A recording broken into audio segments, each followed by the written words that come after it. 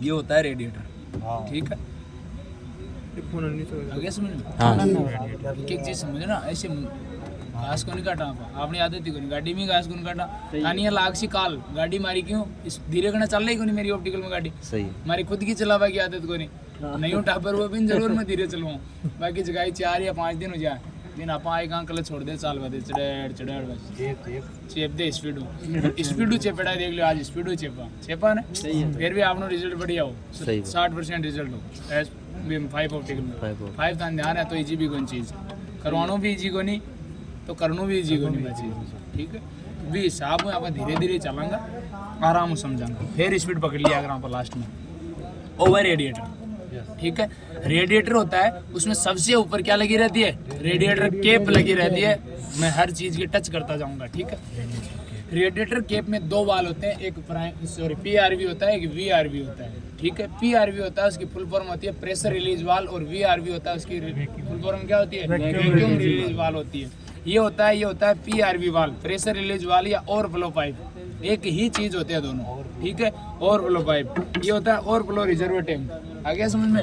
हाँ। अब जो वीआरवी वाल होता है वो इस रेडिएटर केप के अंदर होता है, जहाँ यहाँ स्प्रिंग लगी रहती है। इस स्प्रिंग के अंदर एक छिद्र होता है, दिन में देख लेना गाड़ियाँ खड़ी रहती है इस मॉडल ट्रक वगैरह टाटा 407 उनकी खोल के देख लेना, यहाँ स्प्रिंग के अंदर एक छिद्र होता है। देखो दिखा दूँ मैं हल्का सा,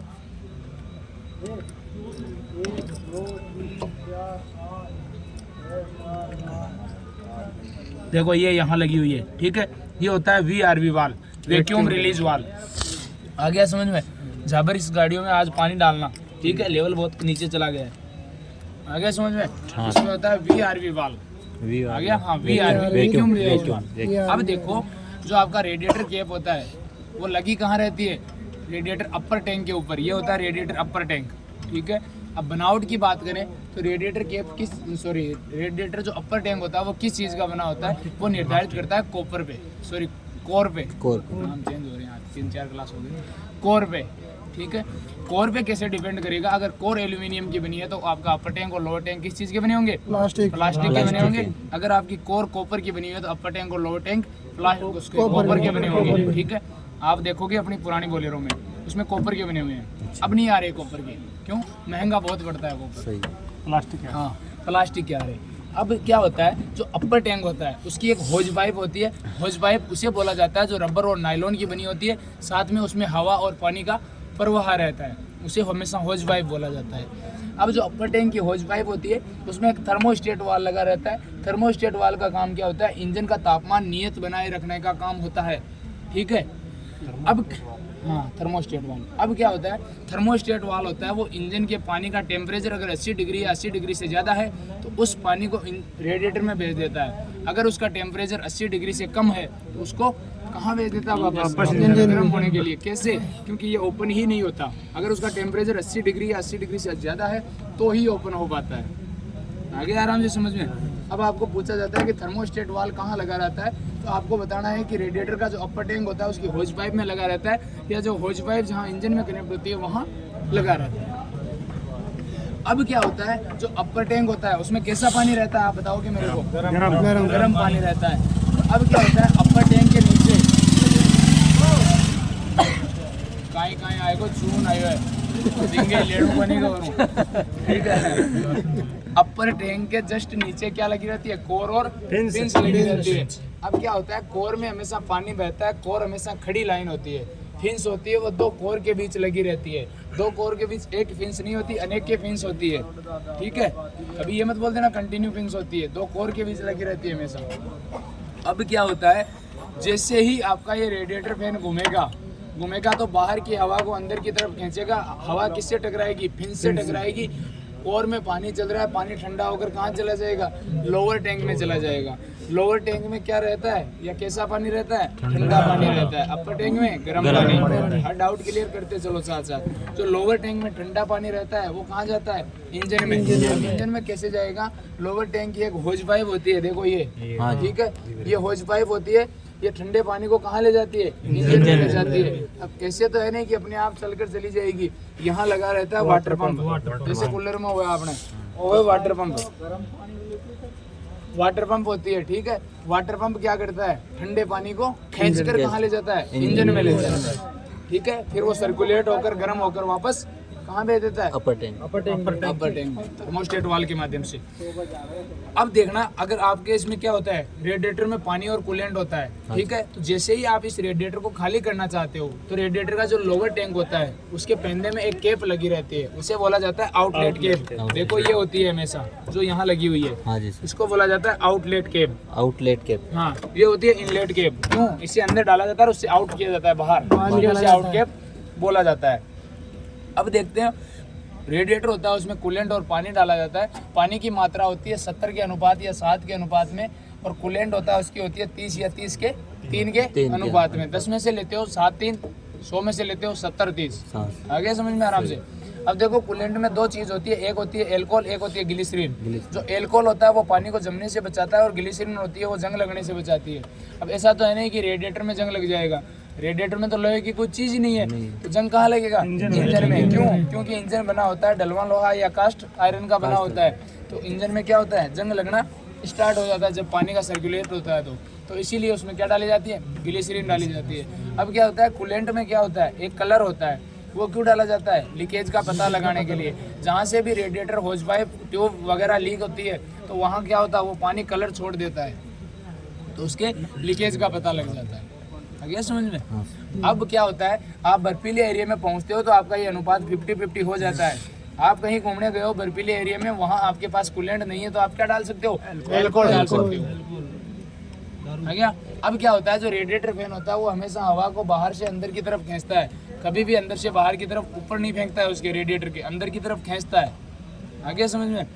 अब क्या होता है, रेडिएटर फैन किस चीज से घूमता है, वी बेल्ट के माध्यम से घूमता है। वी बेल्ट होती है, उसके आकार के कारण उसका नाम होता है, ये होती है हमेशा वी बेल्ट, ठीक है। वी बेल्ट 3 चीज से कनेक्ट होती है, अल्टरनेटर या डायनेमो, रेडिएटर फैन या वाटर पंप, और करेंक पुली, ठीक है। ये यहाँ रही करेंक पुली, मेन इनको घुमाने का काम करती है, वो कौन करती है, करेंक पुली काम करती है, ठीक है।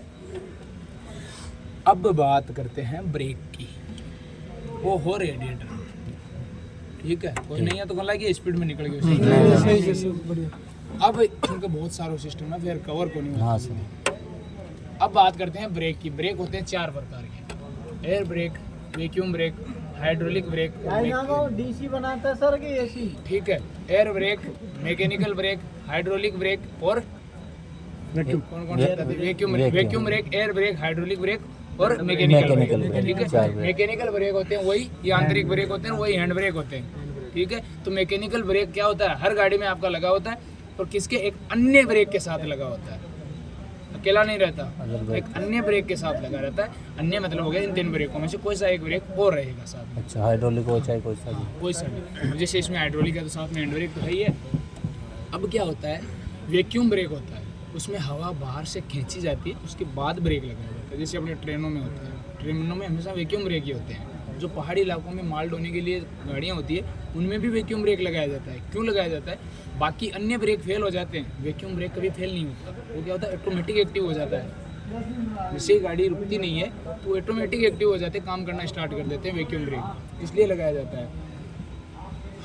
अब क्या होता है, एक होता है आपका एयर ब्रेक। आपने देखा हो अपना ट्रक चलता है, अपनी बस चलती है, उसमें क्या आप देखना इतने एक सिलेंडर लगे हैं नीचे। उसमें क्या होता है, आपने कभी सुना होगा, जो ट्रक वाले गाड़ी स्टार्ट करके खड़ी कर देते हैं, बोला प्रेशर बनाऊं, वो बनाते हैं एयर प्रेशर। आप डैशबोर्ड में देखोगे एयर बार मीटर होता है, उसमें 6 से 8 के बीच अगर अनुपात आपका पहुंच रहा है, प्रेशर पहुंच रहा है, तो ही आप गाड़ी को चलाना स्टार्ट करना है। क्यों, तभी ब्रेक लगना स्टार्ट होता है। ब्रेक पहले हवा को स्टोर किया जाता है, फिर उसके दबाव से ब्रेक लगाया जाता है एयर ब्रेक में। अब आते हैं हाइड्रोलिक ब्रेक। जो हाइड्रोलिक ब्रेक होते हैं उनमें हमेशा क्या डाला जाता है, ऑयल डाला जाता है। आगे समझ में, क्या डाला जाता है, ऑयल डाला जाता है। अब हाइड्रोलिक ब्रेक होते हैं, उनमें आप देखना एक ब्रेक बूस्टर होता है, ये क्या होता है, ब्रेक बूस्टर होता है। अब जो नीचे डंडी लगी हुई है, ये इसको बोला जाता है ब्रेक मास्टर सिलेंडर। ये हर ब्रेक के साथ आपको मिल जाएगी, एक मैकेनिकल को छोड़कर, ठीक है।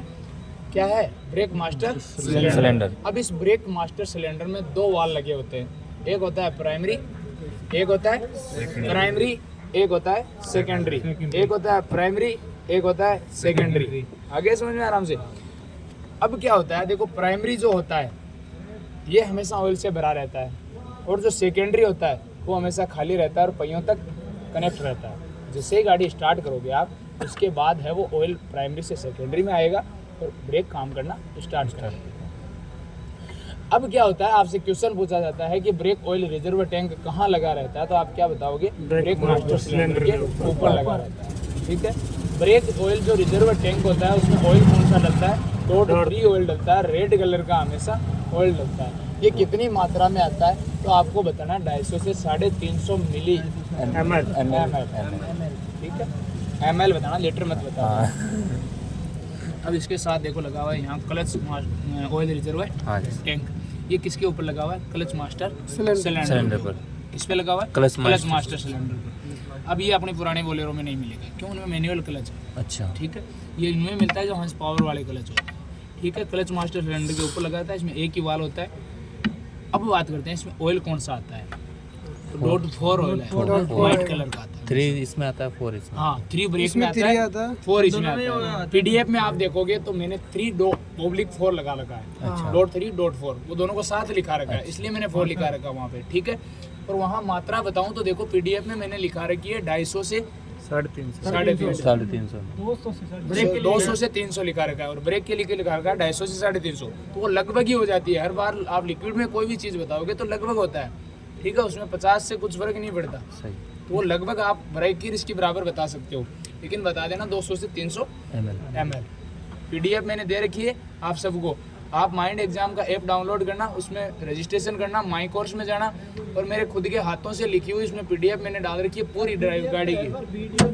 मेरा भाई तू भी खोलियो भी कमाई गाड़ियाँ की यहाँ रिकॉर्ड ग्रेडी क्लास ना पड़ी है।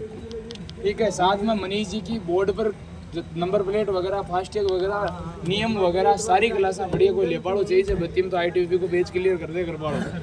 तो किस बात है, दिन पर एक बार महेंद्र जी को पूछे ना, सिलेंडर ब्लॉक ऊपर बता मिले जी, सिलेंडर नहीं हो जाता है ऐसे, तो कभी कोई दिक्कत नहीं है, हो जाता है। मैं बता रहा हूँ ना, तो यहाँ साथ में वापस कोई दिक्कत नहीं है। अगर आपको डलवानी है तो मैं डाल दूंगा, और मेरे पास क्लासें पड़ी है। ठीक है, हाँ सर, एक बार डाल देना सर। इसमें कितना ऑयल होता है क्लच ऑयल में? इसमें 200 से 300 ml सेम ही है, या सेम बता सकते हो। इसमें 250 है, तो इसमें भी आप 250 से 350 बता सकते हो, कोई दिक्कत नहीं है। लगभग हमेशा बोलना है, इस चीज़ को मत भूल जाना। अगर इसमें पानी की मात्रा बता रहे हो ना, लगभग 7 लीटर, रेडिएटर में वो भूल गया था, आपको बताया नहीं था ना, लगभग 7 लीटर, तो वहाँ आपको लगभग ही बताना, या ऐसे बता दो 6 से लगभग 8 लीटर औसत आ जाता है। अरे भाई, क्लच में डॉट 4 है, ब्रेक में डॉट 3 है। हमेशा यह याद रखो कि लॉन्ग ड्राइव में चाह रही गाड़ी रोकनी है, पहले ब्रेक दबाना है, हमेशा ब्रेक से गाड़ी को धीरे करना है, तो पहले ब्रेक ऑयल याद रखो डॉट 3 पहले आवाज ना, और फिर क्लच दबाना तो डॉट 4। और सर वो 7 लीटर डलता है ना पानी उसमें? हाँ, अब कितना डलता है? अरे पूरी मात्रा ही 7 लीटर आती है मेरा भाई। एक बार सर ने बता दियो, 5 सवाल कर लिया ताकि कोई वीडियो बना रहे मांगे। अब क्या होता है, क्लच पे, अब क्या होता है, आप बात कर लेते हैं फिल्टर की। यही था, मैंने बता दिया डॉट 4 डलता है, मात्रा बता दी। ठीक है, अब बात करते हैं फिल्टर की। फिल्टर 3 होते हैं, एयर फिल्टर, फ्यूल फिल्टर और ऑयल फिल्टर। ठीक है, 3 प्रकार के होते हैं। जो आपके एयर फिल्टर होते हैं वो 2 प्रकार के होते हैं, एक होता है ड्राई, एक होता है वेट। जो ड्राई होते हैं वो सूखे होते हैं, वेट होते हैं वो गीले होते हैं, उनमें ऑयल डाला जाता है हमेशा। जो ड्राई होते हैं वो हमेशा प्लास्टिक के बने होंगे और तिरछे लगे होंगे हमेशा। वेट होते हैं वो खड़े रहते हैं, लोहे के लगे रहते हैं। हाँ, फिल्टर देखना चाहो आप, डिफरेंट देखना चाहो, ये देख लो, नई वाली बोलेरो देख लेना। दोनों में एक ही चीज़ है। आप पुरानी वाली बोलेरो खोलना, उसमें वेट मिल जाएगा, और यही मिलेगा, खड़ा मिलेगा, वो लोहे का मिलेगा आपको, उसमें ऑयल डलता है। ठीक है, अब जो ये ड्राई फिल्टर है, इसके अंदर 2 फिल्टर होते हैं, एक प्राइमरी होता है, एक सेकेंडरी होता है। ठीक है, ये किसके बने होते हैं, कागज और स्पंज के।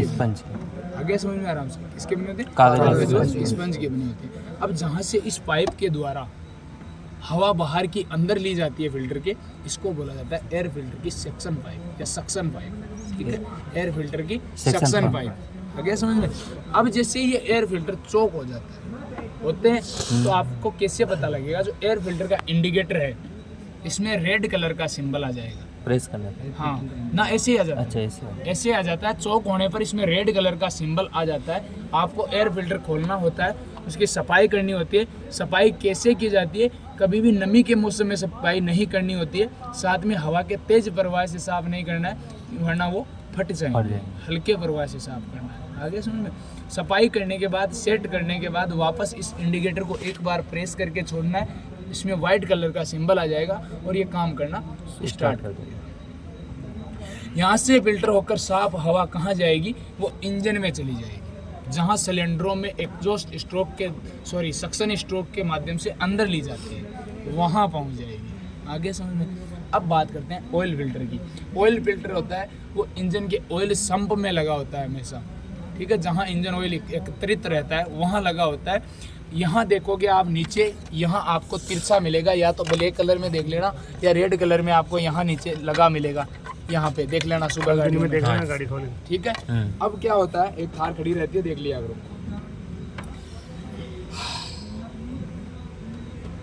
पानी लिया और कोई शर्त है। अब आता है देखो फ्यूल फिल्टर। फ्यूल फिल्टर हमेशा दो प्रकार के होते हैं, एक होता है प्राइमरी, एक होता है सेकेंडरी, ठीक है। प्राइमरी होता है वो किसका बना होता है, कपड़े का बना होता है। सेकेंडरी होता है वो कागज का बना रहता है। क्यों? प्राइमरी में क्या होता है, कपड़े में से कोई चीज़ छानोगे हल्की असोती अंदर आ जाएगी, लेकिन कागज से कभी भी छन के नहीं जाएगी, ठीक है। पॉलिस्टर को डालो, ठीक है, पॉलिस्टर ही सूती हो।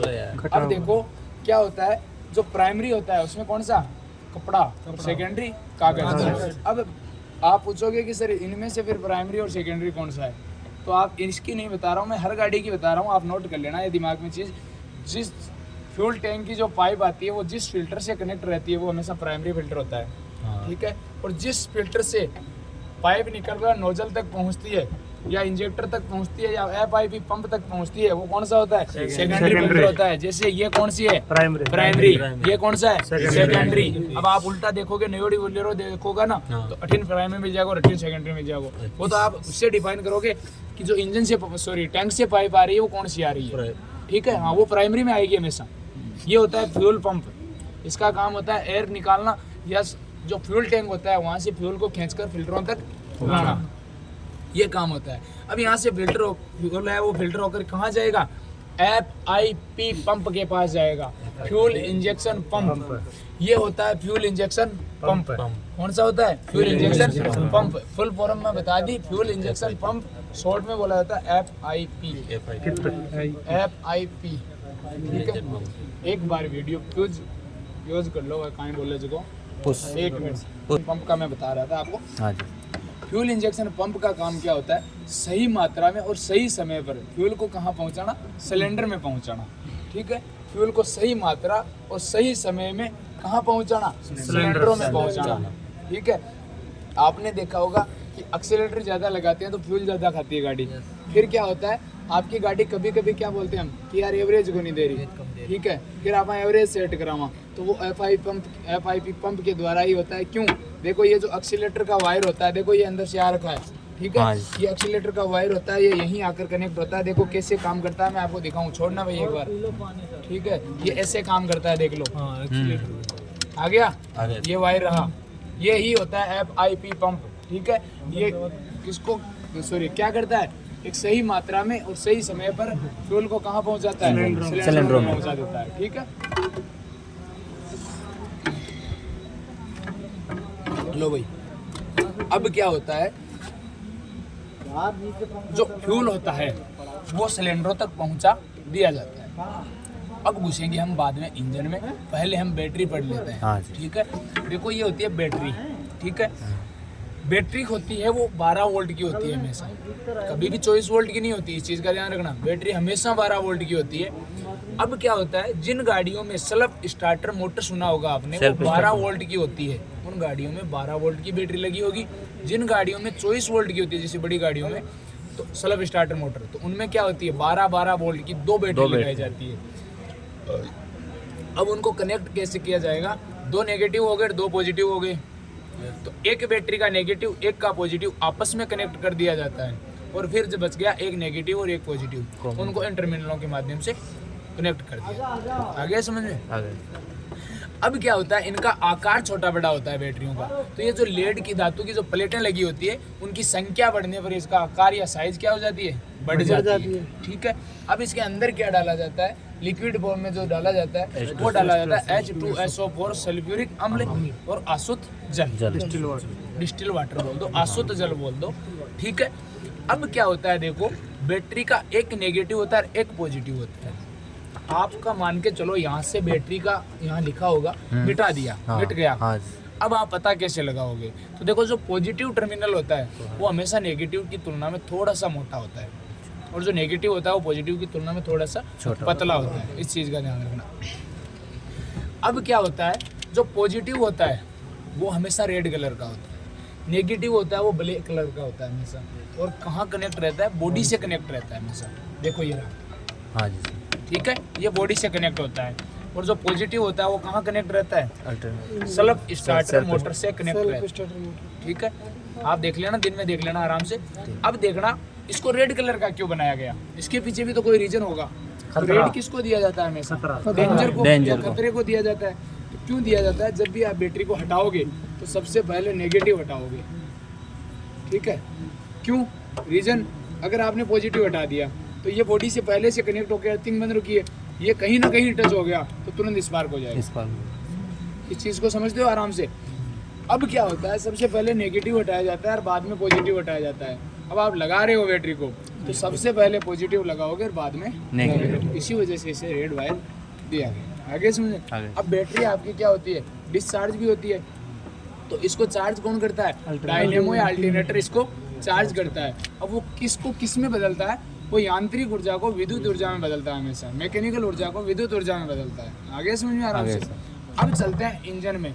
आपको सबसे पहले क्वेश्चन पूछा जाता है कि इंजन का क्या काम होता है, तो आपको बताना होता है कि हीट ऊर्जा को मैकेनिकल ऊर्जा में बदलता है, ऊष्मा ऊर्जा को यांत्रिक ऊर्जा में बदलता है। इंजन क्या करता है, ऊष्मा ऊर्जा को यांत्रिक ऊर्जा में बदलता है। ठीक है, ठीक है। ओए गौरव भाई थोड़ा धीरे बोल लो, गौरव धीरे बोल लो यार, थोड़ा धीरे बोल लो।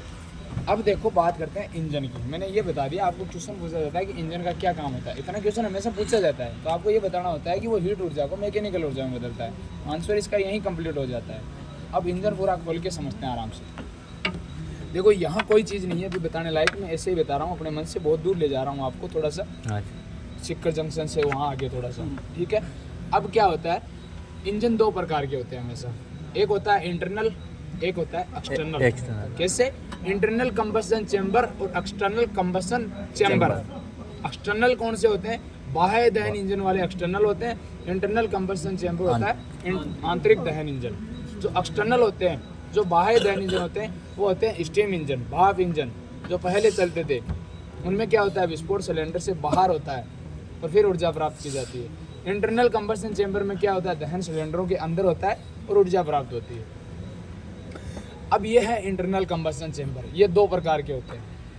कौन कौन से, spark ignition engine, compression ignition engine. जो स्पार्क इग्निशन इंजन होता है वो होता है पेट्रोल इंजन, जो कंप्रेशन इग्निशन इंजन होता है वो होता है डीजल इंजन।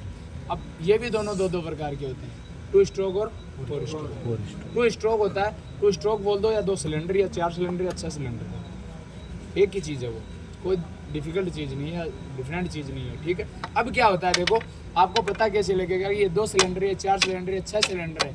तो आपके देखोगे ये इंजेक्टर लगे हुए हैं जो 1 2 3 4, ये कौन सा सिलेंडर है, 4 सिलेंडर। कल ट्रक खोलना आप, उसमें देखना 1 2 3 4 5 6 सिलेंडर इंजन हो जाएगा। अब होता क्या है, जो 2 सिलेंडर है, चाहे 4 सिलेंडर है, 6 सिलेंडर है, उनमें 4 स्ट्रोक सभी में होते हैं, सक्शन, कंप्रेशन, पावर, एग्जॉस्ट। अब क्या होता है, जो सक्शन स्ट्रोक होता है उसके अंदर, उसके द्वारा फ्यूल को अंदर खींचा जाता है। कंप्रेशन दबाना या संपीड़ित करना, पावर मतलब पावर प्राप्त होना, उसमें विस्फोट होना, और एग्जॉस्ट मतलब धुआं निकलना। अब हर प्रक्रिया के तहत चलेंगे। अब देखो आराम से, थोड़ा सा मिनट बैठ जा बदे हल्को से बस। अब क्या होता है, जो सक्शन स्ट्रोक होता है, पेट्रोल में अलग सिस्टम होता है, डीजल में अलग सिस्टम होता है। कैसे होता है, पेट्रोल होता है उसमें सक्शन स्ट्रोक के तहत क्या ली जाती है, हवा साथ में पेट्रोल का मिक्सचर बनाकर अंदर खींचा जाता है। उसके बाद उसको दबाया जाता है। और दबाने के बाद जो पावर स्ट्रोक आता है, पावर स्ट्रोक कब आता है? जब आपका कंप्रेशन स्ट्रोक पूर्णतः कंप्लीट हो रहा होता है, उस वक्त उस सिलेंडर के अंदर एक स्पार्क प्लग लगा रहता है जिसके द्वारा चिंगारी छोड़ी जाती है और वो तुरंत कहाँ बदल जाता है? पावर स्ट्रोक में बदल जाता है। क्यों? विस्फोट होता है, और विस्फोट होगी तो क्या होगी? ऊर्जा प्राप्त होगी और फिर एग्जॉस्ट से बाहर निकालते हैं। अब मैं आपसे एक क्वेश्चन पूछना चाहूँगा कि जो स्पार्क प्लग होता है उसके पास चिंगारी कौन पहुँचाता है? किसी को पता हो तो बता। देखो, जो स्पार्क प्लग होता है उसके पास चिंगारी हमेशा कार्बोरेटर पहुंचाता है। कौन पहुंचाता है? कार्बोरेटर पहुंचाता है। पेट्रोल इंजन में हमेशा कार्बोरेटर लगा रहता है, इस चीज़ का ध्यान रखना। अब क्या होता है, जो डीजल इंजन होता है उसमें हमेशा सक्शन स्ट्रोक के तहत हवा अंदर ली जाती है, फिर उसको दबाया जाता है, फिर उसमें क्या लगा रहता है? एक इंजेक्टर लगा रहता है जिसके द्वारा डीजल का छिड़काव किया जाता है। एक नोब टाइप में होता है इतना सा, जो महीन कणों में टूटा हुआ आता है, उसको अंदर छोड़ दिया जाता है, छिड़काव किया जाता है। जो फुहारो समझ लो, गुनिया नाइगन, वियाल को फुहारो समझ लो, वियाल को इंजेक्टर बोला जाता है उसे, उसके द्वारा अंदर छोड़ा जाता है। फिर वो दवाई हवा रहती है, तापमान बढ़ा रहता है उसका, और वो छोड़ते क्या हो जाता है? विस्फोट, और फिर एग्जॉस्ट। आगे समझ में आराम से। तो दोनों में विभेद होता है, ध्यान रखना। क्या होता है? पेट्रोल में हमेशा स्पार्क प्लग रहता है, डीजल में क्या रहता है? इंजेक्टर। इस चीज़ का ध्यान रखना, ठीक है। अब क्या होता है, ये होता है इंजन, ठीक है। इंजन के सबसे ऊपर क्या लगी रहती है? बर्दर कैप लगी रहती है। क्या लगी रहती है? बर्दर कैप लगी रहती है। बर्दर कैप का काम क्या होता है? जो इंजन ऑयल होता है उसके प्रेशर को रोक कर रखना। क्या काम होता है? प्रेशर को रोक कर रखना। इस बर्दर कैप में ही एक PRV वाल होती है, प्रेशर रिलीज वाल या ओवरफ्लो पाइप जिसे हम बोलते हैं। इसका काम वही होता है जो रेडिएटर कैप का काम होता है, प्रेशर को, ठीक है। हाँ, प्रेशर को रोक के रखना। इसी बर्दर कैप के द्वारा क्या डाला जाता है? इंजन ऑयल डाला जाता है। इंजन में जो ऑयल डाला जाता है वो कौन सा डाला जाता है? 15W40 या 20W40। अब देखो, मैं बता दूं आपको एक चीज़ कि जो बीच में W लगाया जाता है, ये क्यों लगाया जाता है? ये लगाया जाता है इसकी क्वालिटी का डिफरेंट करने के लिए। जैसे 15 मिनिमम क्वालिटी हो गई, 40 मैक्सिमम क्वालिटी, ठीक। इससे नीचे, इससे ऊपर नहीं होनी चाहिए, इसलिए W लगाया जाता है बीच में। 15W40 या 20W40। कितनी मात्रा में आता है? लगभग 7 लीटर आता है। कितनी मात्रा में आता है? ऐसा देखना, गाड़ियों के अंदर कूलेंट और इंजन ऑयल लगभग समान मात्रा में आता है। वही है, बस और ट्रक की पूछोगे वही 14 लीटर के आसपास आता है, 14 से 15 लीटर, ठीक है। तो लगभग कितना आता है? 7 लीटर। 6 से 8, 7। हाँ, 6 से 8 बता दो, वो औसत 7 ही आ गया वापस, ठीक है। वहीं आना है घूम फिर के। अब बात करते हैं, जो बर्दर कैप लगी होती है वो किस पे लगी होती है? टेपिट कवर के ऊपर लगी होती है। जो इंजन का ऊपरी कवर होता है उसको क्या बोला जाता है? टेपिट कवर बोला जाता है। ये होता है टेपिट कवर, ठीक है। अब इंजन के 3 भाग होते हैं। कौन कौन से होते हैं? Cylinder head, cylinder block, oil sump.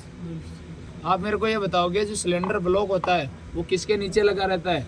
Cylinder head के। सिलेंडर हेड के, ठीक है। आप बताओ, सिलेंडर हेड होता है वो किसके ऊपर लगा रहता है? सिलेंडर ब्लॉक के। इससे याद रखना, क्वेश्चन पूछ लिया जाता है, तो क्रम से याद रखना। सिलेंडर हेड, बीच में ब्लॉक, सबसे नीचे ऑयल सम्प। जो ऑयल का घर होता है उसे बोला जाता है ऑयल सम्प।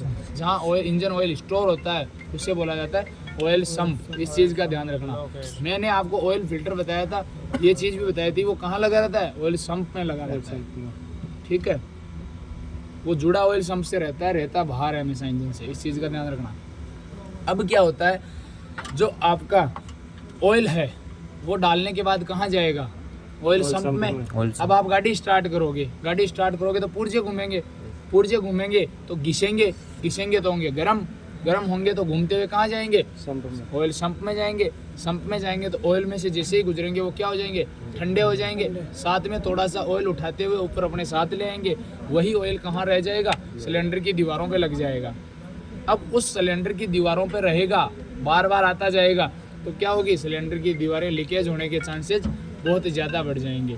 अब लीकेज होने के चांसेस बढ़ रहे हैं तो वहाँ एक ऑयल रिंग लगाई जाती है ताकि वो उस ऑयल को वापस कहाँ ले जाए?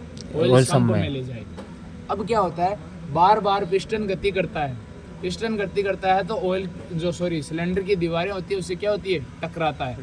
टकराता है तो सिलेंडर की दीवारें घसेगी। उन सिलेंडर की दीवारों को घिसने से बचाने के लिए क्या लगाया जाता है? सिलेंडर लाइनर लगाया जाता है। हमेशा क्या लगाया जाता है? सिलेंडर लाइनर लगाया जाता है। अब बात कर लेते हैं कि जो इंजन होता है उसमें फिर एग्जॉस्ट होता है, तो एग्जॉस्ट मैनिफोल्ड जो धुआं निकलता है वो कहाँ लगा रहता है? वो लगा रहता है हमेशा सिलेंडर हेड में लगा रहता है। कहाँ लगा रहता है? सिलेंडर हेड में लगा रहता है। ये होता है एग्जॉस्ट मैनिफोल्ड। क्या होता है? एग्जॉस्ट मैनिफोल्ड होता है ये। अब इस एग्जॉस्ट मैनिफोल्ड में यहाँ लगा रहता है टर्बो चार्जर। क्या लगा रहता है? Turbo charger. यहाँ लगा रहता है टर्बो चार्जर। ठीक है, इस टर्बो चार्जर का काम क्या है? गैसों को ठंडी करना। क्या काम है? गैसों को ठंडी करना। जो अंदर से गैसें आएगी उन गैसों को ठंडी करना। यहाँ होता है टर्बो चार्जर। ठंडी करने के बाद ये किसके पास भेजेगा? EGR के पास। ये होती है EGR, एग्जॉस्ट गैस रिजोल्यूशन। क्या काम होता है? Exhaust gas resolution.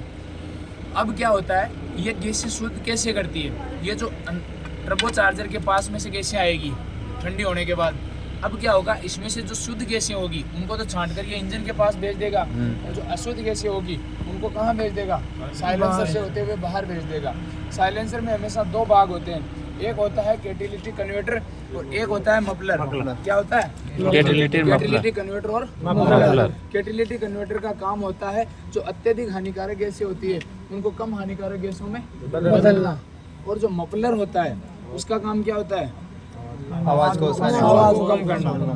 तो गैसें आएगी वो अधिक स्पीड से आएगी, प्रेशर से आएगी, तो उसमें क्या होगा? टकराव के कारण शोर बढ़ेगा।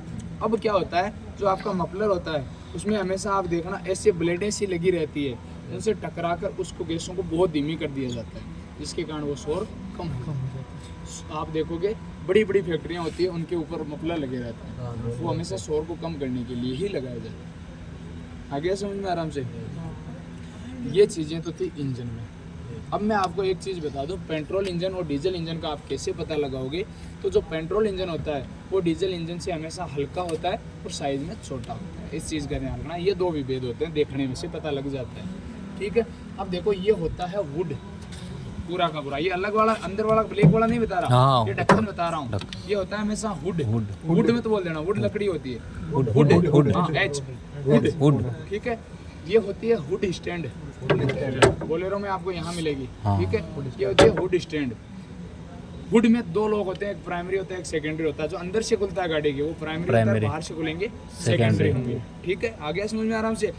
अब क्या होता है? एक जो ये लगी रहती है ये क्या होती है? इनको बोला जाता है हुड सेपरेटर। Hood separator. अब देखो हेवी के लड़के कितने गए, उनको एक क्वेश्चन ऐसा पूछा जा सकता है, जो आपने देखा होगा कि एक एस मॉडल ट्रक के आगे दो स्प्रिंग्स ऐसे लगी हुई है छोटे छोटे, उनको क्या बोला जाता है? उनको बोला जाता है बोनट सेपरेटर या बॉडी सेपरेटर। या जहाँ वो टच नहीं हो रही, बिना टच हुए निकल गई, पूरी गाड़ी निकल जाएगी।